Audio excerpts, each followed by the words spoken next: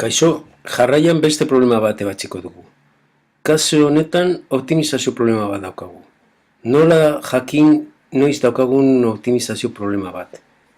Jakin daiteke galderan irakurtzen dugunagatik. Etekin maksimoa galerarik ez izateko baldintzak, hau da, gehienez zenbat produktu produzitu behar diren, gehienez, gutxienez, etekin masimo, minimoa, masimo, minimo hitza gehienez, gutxienez agertzen direnean, optimizazio problema baten aurrean gaudela ziurta dezakegu gehienetan.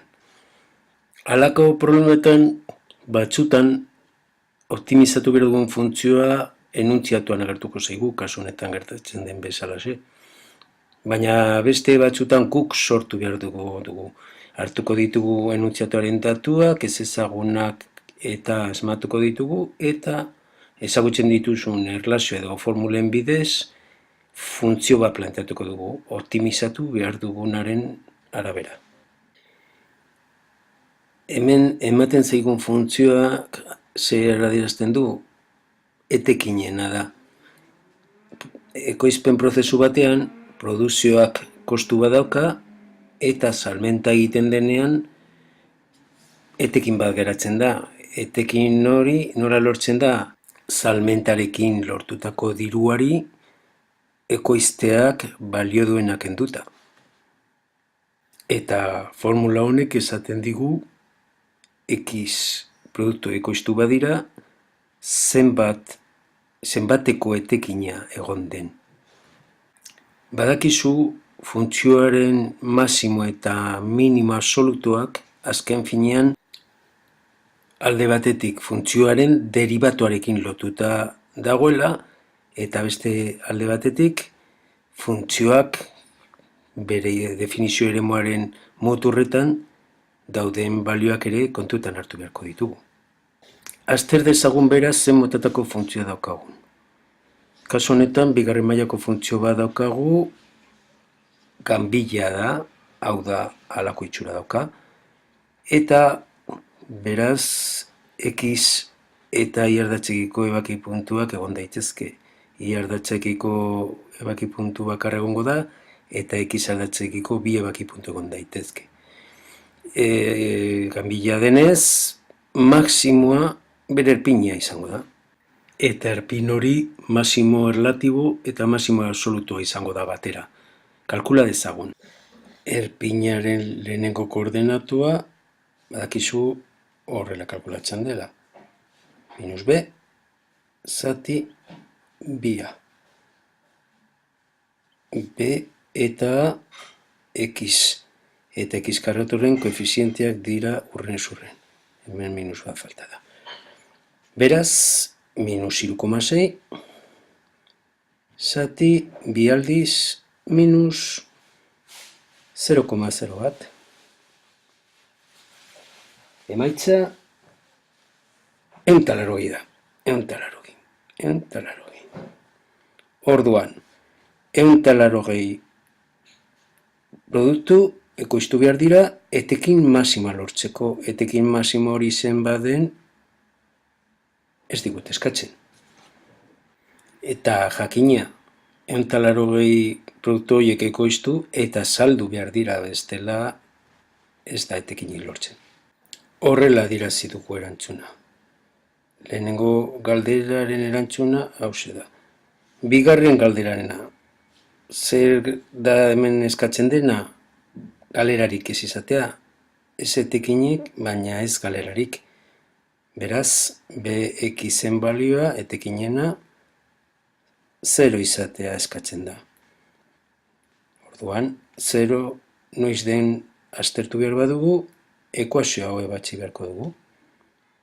Eta ekuazio honen soluzioak zentzu diren, orain adieraziko ditugu. Lehenengo soluzioa eta bigarren soluzioa.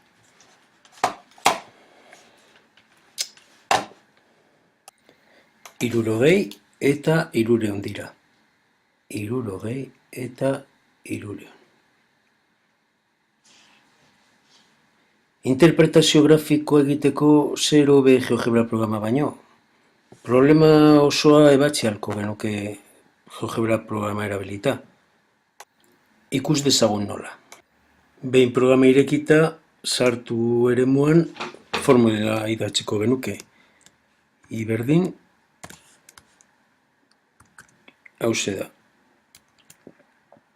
Enter sakatuta, grafika ez da ikusten, zergatik ez da ikusten, eskala ez egokia daukagulako. Zaguaren gurpila erabiltzen badugu, eskala aldatuko dugu eta formula gertuko da. Hauxe da gure funtzioa, etekinen funtzioa.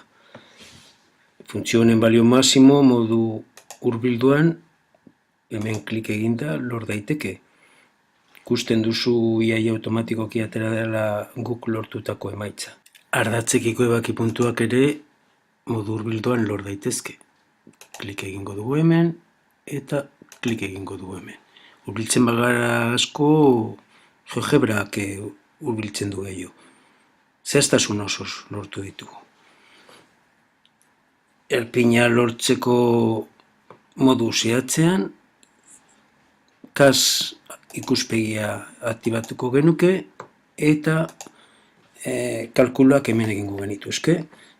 Horrela adieraziko genuke -b zati bia kontutan izan izendatzaile osoa parentesien artean egon behar dela, orduan hemen bukaeran parentesek jarri behar da. Hemen sakatzen badugu, adierazpen horbildua izango dugu. Kasu honetan balio zehatza denez, 180 denean lortzen da balio maximoa. Eta ardatzekiko ebaki puntuak aztertzeko ekuazioa ebatzi beharko genuke. Funtzioa berdin 0 noizten. Botoianetan sakatuta, hortxe dira ebaki puntuen lehenengo koordenatuak, 60 0 puntua eta 300 0 puntuak dira ebaki puntuak. Kalkuluak askoz azkarrago egin ditugu GeoGebra erabilita, ezta? Erabili GeoGebra problemaen ebazpena egiteko edo eta problema bat amaituta egiaztapena egiteko.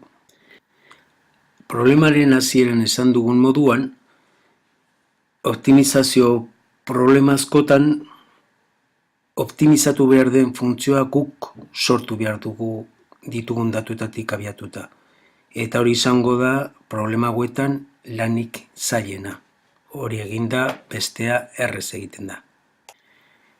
Problema honetan ikusi duzu deribatuaren kontzeptua ez dugula erabili. Eta hori izan da bigarren mailako funtzio polinomikoa genekolako. Bere grafika parabola bat denez ez dugu behar izan.